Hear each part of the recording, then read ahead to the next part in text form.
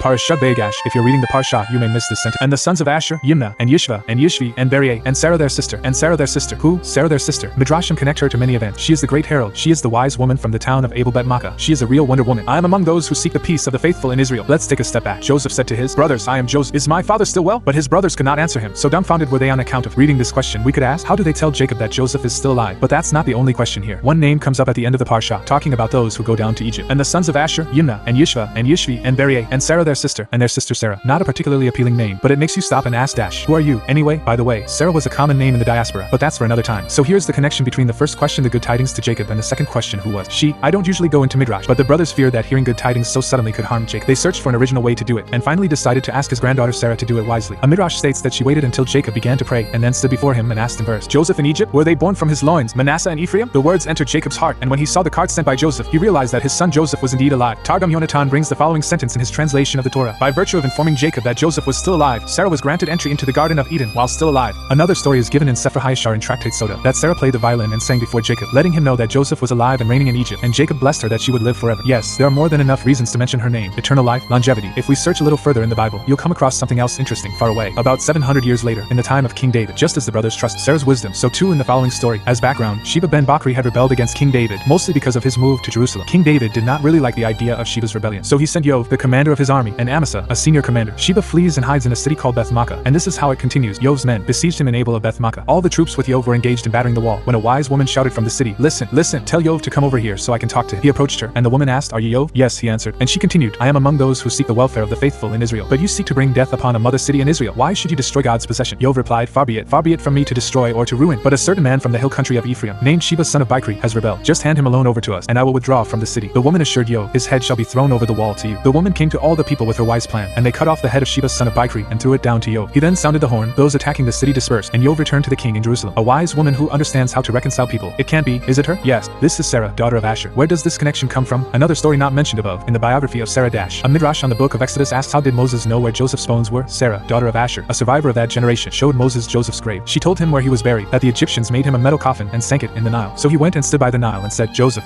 the oath that the blessed one swore to Abraham our father that he would redeem his sons has come to pass. Immediately Joseph's coffin floated and Moses was taken. She preserved the peace of Israel, and preserved the power of oaths and promises in the land of Israel and in Egypt. I am among those who seek the peace of the faithful in Israel. Truly a wonder woman, living from generation to generation and righting wrong. That's Sarah, the daughter of Asher, seeking the peace of the faithful of Israel. Shabbat Shalom.